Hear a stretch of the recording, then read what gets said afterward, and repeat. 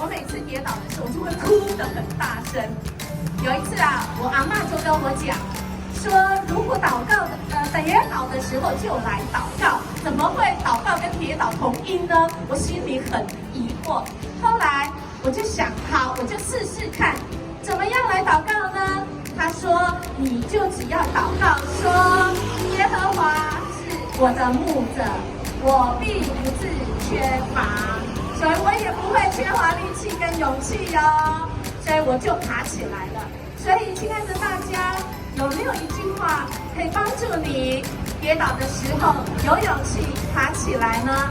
耶和华是我的牧者，我不致缺乏，好不好？我们今天一起来分享一件事，感恩的事情就是我今天可能失败了，跌倒了，我可能没有成功，但是我却有力气到现在晚上，或者是一起跟家人分享，那这是感谢的事。那另外一个呢，代祷事就是我明天有一件事没有把握，我可能会失败啊，求上帝帮助我，因为上帝是我的牧者，我必不致缺乏哦。